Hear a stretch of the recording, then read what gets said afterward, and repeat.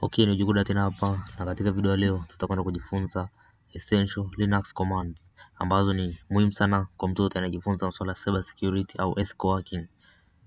Nitakwenda kufundisha commands ambazo zitakufanya uizoee terminal. Okay, uizoee terminal na kuwa comfortable endapo unafanya chochote katika terminal, hasa pale ambapo una run tools mbalimbali. So kama unataka kujenga msingi mzuri katika Linux na cyber security, hakikisha unaangalia hii video mwanzo hadi mwisho, kwa sababu hizi commands nitakazoenda kufundisha zitakuwa sehemu ya msingi wa vitu vingi tutakavyoenda kuvifanya kwenye video zinazokuja. So hakikisha unaangalia video hadi mwisho, usiskip hata kidogo, na kama hujasubscribe subscribe. Kama kutakuwa na swali utaniuliza kwenye comment. Sasa twende tukaanze. Cha kwanza utakachoenda kufanya, utafungua terminal. Kuna njia mbili za kufungua terminal. Ya kwanza utabonyeza hichi kidude cheusi hapa hivi. Okay? Au unaweza kutumia shortcut ambapo utabonyeza control then alt then T. Utafungua terminal. Okay? So baada ya kushafungua terminal, ni zoom vizuri ili uweze kuelewa. Sasa hichi tunachokiona mbele yetu hapa hivi, hii ndio terminal. So tuelewe nini maana ya neno terminal. Tunapoongelea kuhusiana na terminal au hicho unachokiona, hii ni interface ambayo inatupa access ya kuongea na kompyuta kwa kutumia command. Okay? So tubaki na maana hiyo fupi. Sasa tukaelewe kitu tunachokiona hapa mbele yetu. Tunaona hichi kitu hapa hivi. So tukaelewe ni nini. Okay? Hichi cha kwanza kabisa hapa hivi, kilichoandikwa neno kali, hii sehemu ya kwanza kabisa hapa hivi. Hiyo hapo ni username ambapo itakuwa na display jina lako. Okay, kwa mfano mimi hapa nikiseti audio coders, audio coder itakaa hapa. And then hii kali nyingine inayofuata hapa hivi, hii ni host name. Host name inamaanisha nini? Ni jina la kompyuta yako. Okay? Na hichi kidude kinachofuata hapa hivi, umeona hichi hide hapa hivi. Hii inamaanisha ni home directory. Alafu sasa kuna hii kama alama ya dola hii. Okay. Hii dollar sign inamaanisha yani sasa na terminal inakwambia nipo tayari, niambie nini nifanye. Okay? Kwa hiyo utakacho run hapo ndio kitakachoenda kutokea. Na pia kuna tofauti nyingine. Ngoja niingie kama root user uone. Niingie kama root user.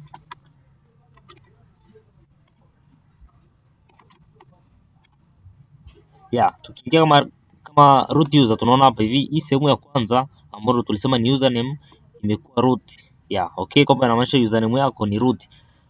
Na host name ni kali, kwamba ni kali desktop. And then hii ni directory ambayo tupo. Alafu sasa hii sehemu hapa hivi kama hii hash pia inatuashiria root. So tubaki kwenye user kawaida. Turudi kwenye user kawaida. Sasa baada ya kushaelewa hivyo, twende tukaanze kuangalia command zetu. Hii video sitaifanya complicated kwa sababu nahitaji uelewe, sitaongelea mambo magumu. Okay? So angalia hadi mwisho utaelewa kila kitu. Hii ni beginner friendly na hakikisha unakwenda kuelewa Kali Linux na kutumia command zake za muhimu. So twende tukaanze.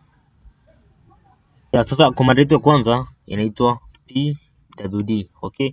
Pwd inamaanisha nini? Pwd ina stand for print working directory, kwamba hii P ni print na hii ni working afu na id directory. Kwamba hii hapa itatusaidia kuona ni sehemu gani tupo kwa muda huo. Kwa mfano hapa tukiinta, tunaona kwamba inatuambia tuko kwenye /home/kali. Inamaanisha nini? Tupo kwenye folder ya kali ambayo ipo kwenye folder ya home. Okay? Hiyo ndo kazi ya pwd, kwamba itakuonyesha au inatuonyesha absolute path ambayo unaifanyia kazi kwa muda huo. Kwa mfano unaweza ukaingia kwenye folder yote. Kwa mfano ingia kwenye folder ya ngoja nirudi nyuma.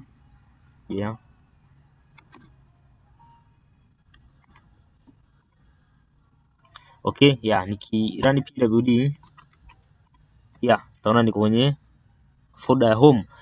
Kwamba hapa nimerudi nyuma step 1, lakini hii hapa tuachane nayo kwanza.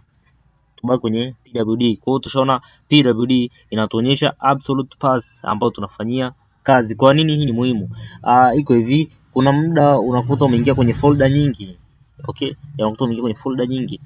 Sasa pwd itakuonyesha uko wapi, itakusaidia usipotee kwenye terminal. Sasa baada ya kuwa tushaelewa pwd, tuende kwenye command nyingine. Sasa command yetu nyingine inaitwa ls command. Okay, ls command. Ls ina stand for list. Okay, ina stand for list.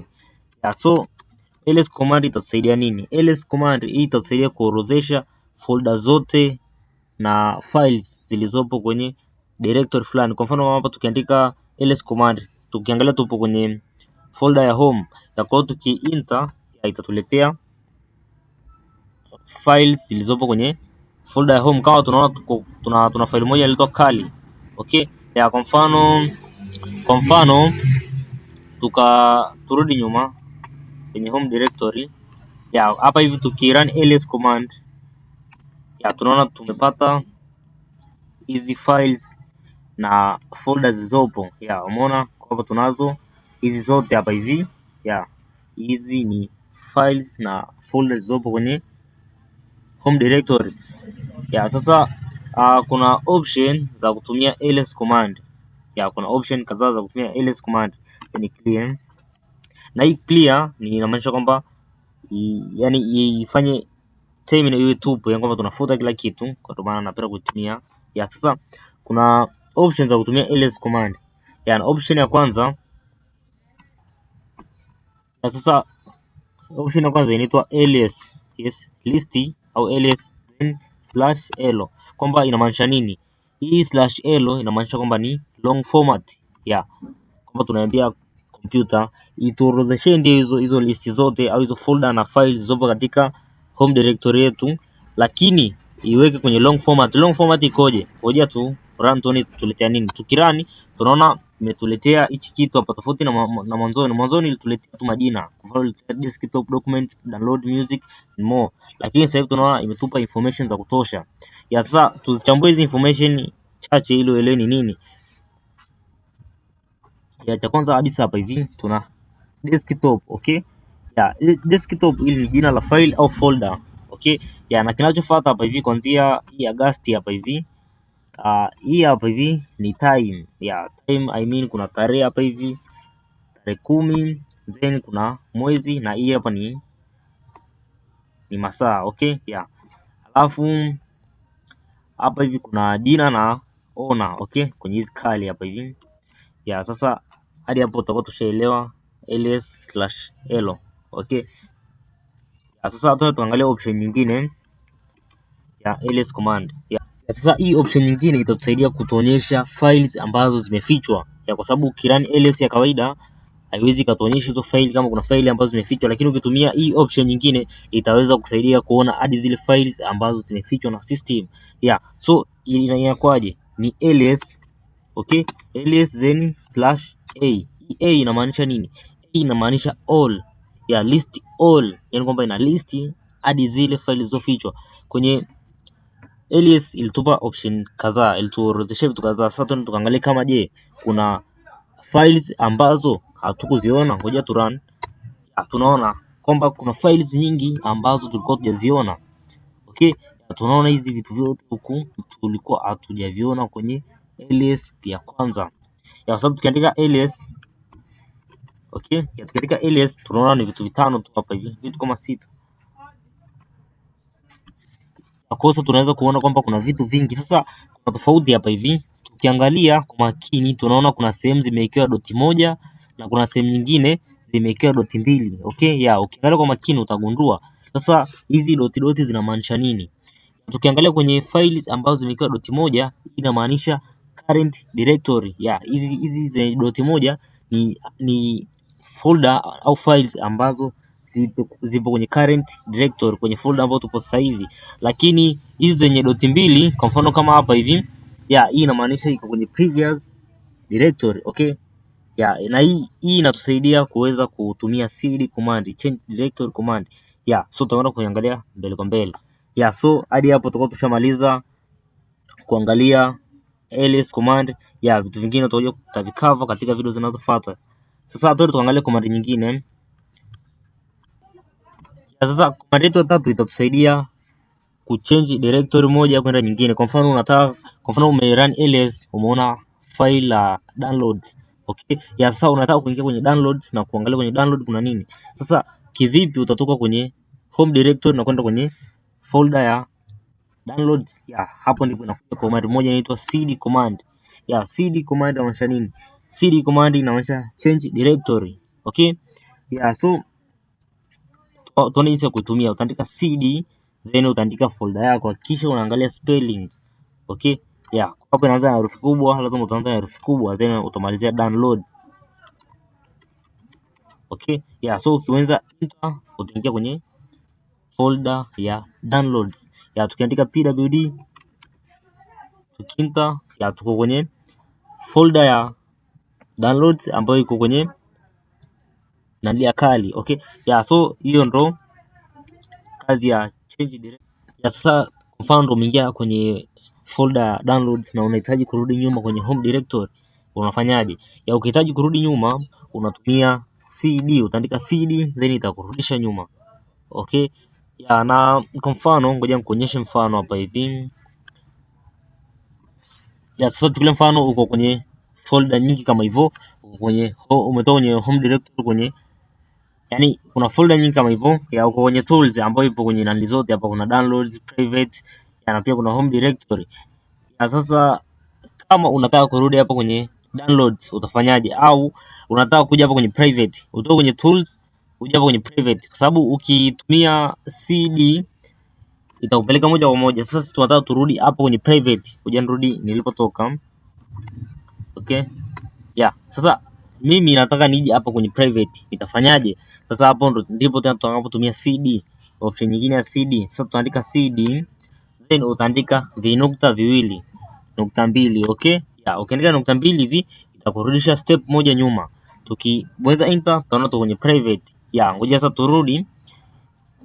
turudi tuangalie tena option nyingine cd. Ya ukiangalia hapa hivi tuko kwenye tools, kwenye folder tools. Sasa tunataka tuje hapo kwenye downloads. Ya utafanyaje? Ukiandika cd itakupeleka moja kwa moja kwenye home directory. Ukiandika cd then nukta mbili itakupeleka kwenye private. Ya sasa tunataka tuje kwenye downloads, utafanyaje? Utakuja kuandika, utaandika cd then nukta mbili alafu utaandika slash. Okay? Tena nukta mbili, kwamba irudi nyuma hatua moja alafu tena irudi tena nyuma hatua moja. Kwa hiyo hapo hivyo itakurudisha hatua moja, then itakurudisha hatua moja, itatoka kwenye tools itaenda kwenye private afu itabaki hapa kwenye downloads. Okay? Ya kwa hiyo hapo hivyo itarudi step mbili nyuma, itatoka kwenye tools, itatoka kwenye private, itaishia hapa kwenye downloads. Na ukitaka kuprove utarun, lakini ngoja nikupe mbinu hapa hivi. Kwa mfano uko kwenye folder nyingi au umeingia kwenye vitu vingi, ya idadi ya hizi dot ndo hatua. Kwa hiyo kama uko kwenye folder zaidi, ya utaandika tena slash then utaandika dot nyingine. Kama uko kwenye nali nyingi zaidi utaandika slash hivyo. Kwa hiyo kila dot zinamaanisha hatua moja nyuma. Lakini sasa turudi kwenye dot zetu mbili hapa hivi. Ya tuki enter ya tunaona tumerudi kwenye folder ya downloads. Okay? Ya na pia kuna option nyingine nilikuwa naitumia hapa hivi ni cd then slash. Ya inamaanisha nini? Hii cd slash kwamba iturudishe kwenye folder tuliotoka. Kwa mfano hapa tulitoka kwenye hii folder yetu hapa kwenye folder ya tools. Kwa hiyo itatupeleka moja kwa moja kwenye tools. Tukibonyeza enter ngoja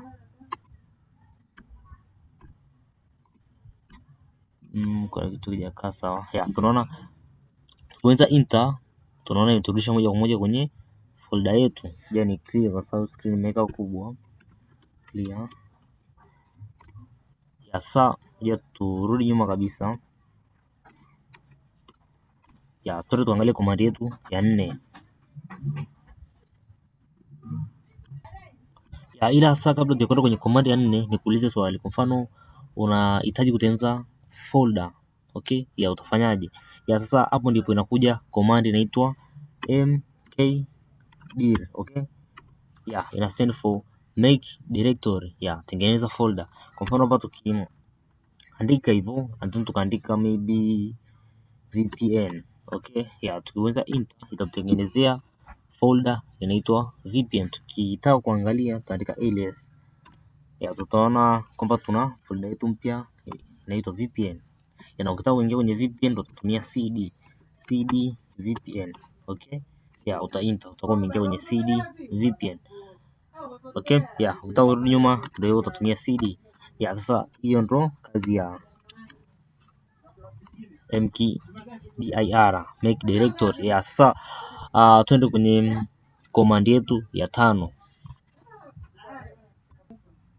Sasa command yetu ya 5 inaitwa touch, na hii command itatusaidia kutengeneza file tupu au kutengeneza au kubadilisha timestamp ya file fulani kama lilipo. Okay?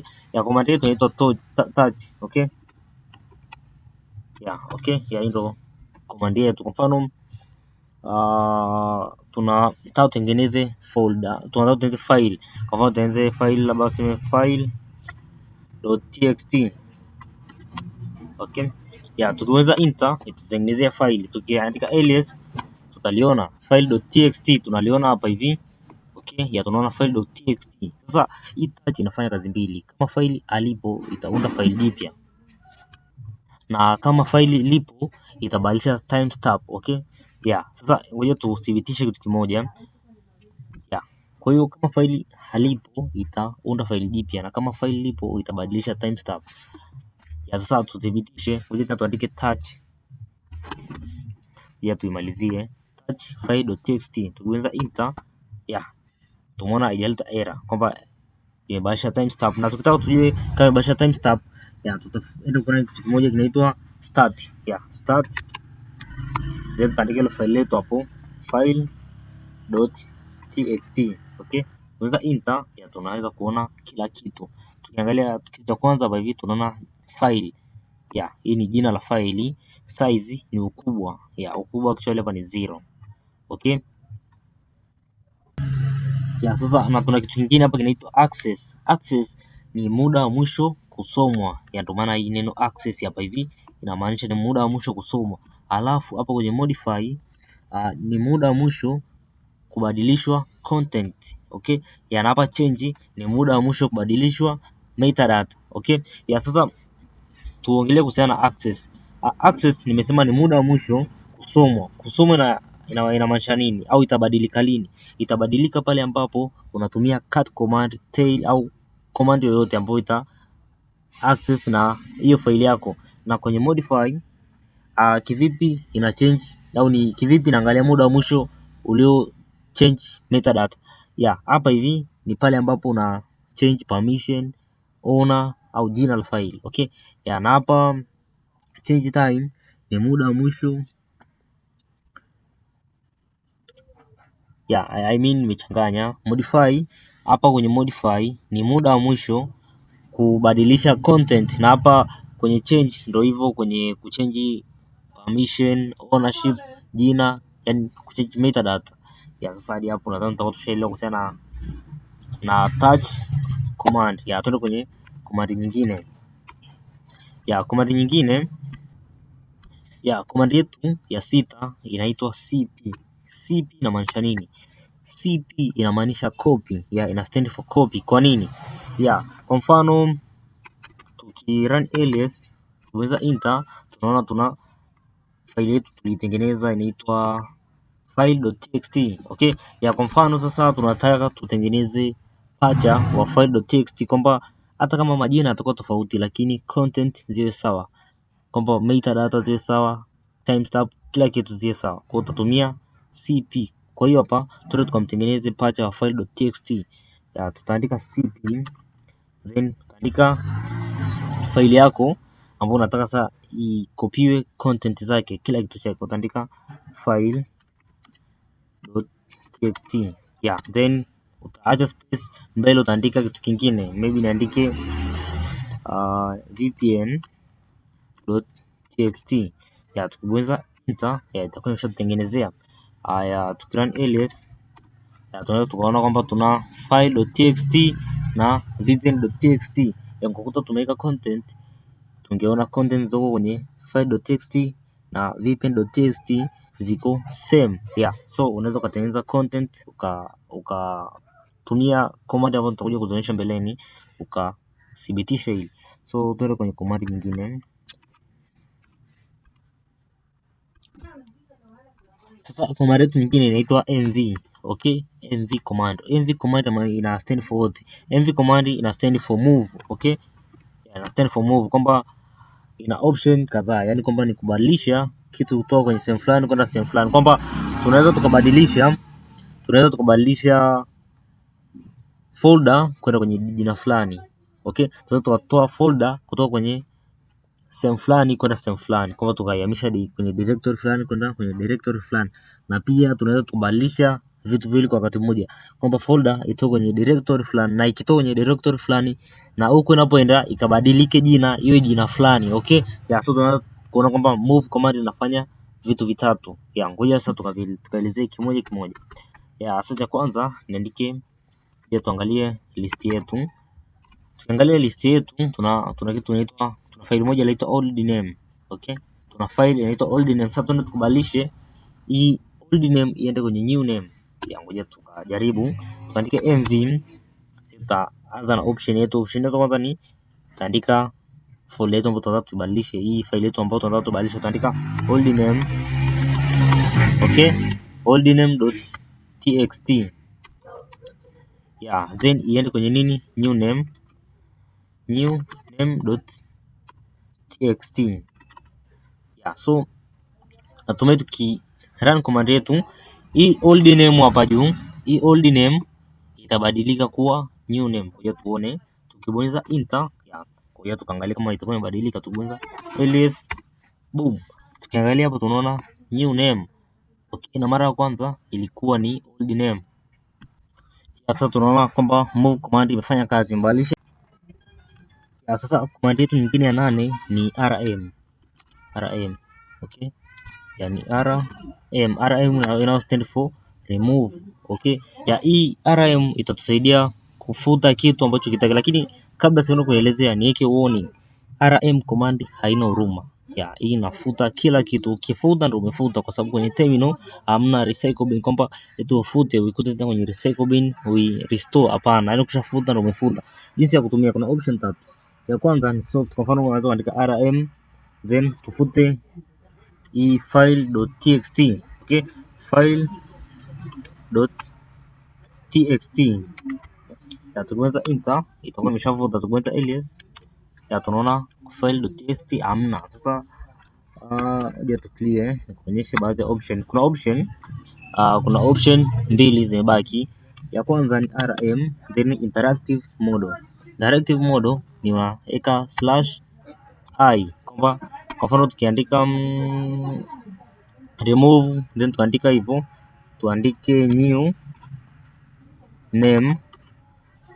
name.txt. Okay, txt. Ya tuweza enter, tunaona kwamba inatuuliza. Okay, ya tukiandika yes inafuta, ukiandika no haifuti. Unaweza yes imefuta, kama ukiandika no ingeacha. Na pia sasa kuna option nyingine ambayo inaitwa rm ambayo ni force. Rm kwa mfano kama kuna mafaili uwezo ukayafuta kirahisi, kwa hiyo unatumia rm force. Ya hii maana yake ni rm force, then faili lako hapo unaweza kufuta kama ni folder au ni directory unafuta. Ya sasa hiyo ndo remove command. Okay, rm command. Sasa tuachane na hiyo. Ya ngoja tu clear. Sasa command yetu ya 9 inakwenda kujibu swali hili. Kwa mfano unataka kusoma content zilizopo kwenye me.txt, unataka kuangalia je, me.txt imecontain nini ndani yake, unaenda unafanyaje? Ukiandika me.txt haiwezi kukupa content. Ya kwa hapo ndipo unapokuja command moja inaitwa cut command. Okay, ya command itakuonyesha, itatoa output, yani itakuonyesha content iliyopo ndani ya file na ina stand for concatenate. Okay, ya ngoja sasa tuandike cut then me.txt.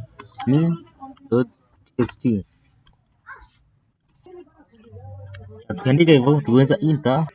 Ya tukiandika hivyo tukabonyeza enter, tutaona ya sasa tukibonyeza enter itatupa output, itatugea content zote zilizopo kwenye me.txt. Okay, sasa hivyo ndo namna unavyoweza kusoma content zilizopo kwenye file fulani. Hadi hapo tutaenda kwenye command nyingine clear. Sasa tuangalie command nyingine. Sasa command yetu ya 10 inaitwa man command. Okay?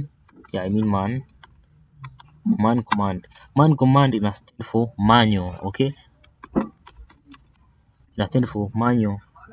Okay? Sasa jinsi ya kuitumia man command, kwa mfano una tool, kwa mfano unataka kujua information zote za nmap za tool fulani, yani tool unakutana nao ni mpya, unahitaji kujua information zake. Kwa utaandika man, then kwa mfano mimi niandike amas. Okay? Imekataa. Tuandike andike man nmap. Okay? Itatupa information zote. Tunaona imetuletea guide nzima ya kutumia nmap. Kwa mfano tunaona jinsi ya kutumia nmap, scan type, option, target specification, kwa description, what is nmap, na mambo mengine. So ukitaka kuquit utaweza Q. Hiyo ndo kazi ya man command. Okay? Sasa tuende tukaangalia kitu kingine. Tuende tukaangalia kinaitwa help. Kwa mfano unahitaji help juu ya tool fulani. Okay? Help. Okay? Help command. Kwa mfano unataka kupata help nmap, utaandika nmap. Okay? Nmap then //help. Okay? Kwa hapa itatupa mwongozo kamili wa kutumia nmap. Tunaweza tukaona wenyewe hapa hivi information zote za kutumia nmap. Tunaweza tukaona wenyewe hapa hivi kila kitu kinachohusiana na nmap version yake hiyo hapo. Okay? Sasa tuachane na hiyo. Tukaangalia kitu kingine. Kuna command nyingine inaitwa who am I. Okay? Kwa mfano unataka kujua huenda wewe ni user kawaida au ni root user, utafanyaje? Au umeingia kwenye file unataka kujua ni nani, utatumia who am I. Kwa mfano ukiandika who am I unaweza enter, itakwambia hali. Kwa mfano tukaingia kama root, andika sudo tuki enter password na tukama root user, tukiandika who am I tunatambia ni root. Okay? Hii itakusaidia kujua wewe nani, itakusaidia kukutambulisha wewe una run kama nani. Ngoja tu exit.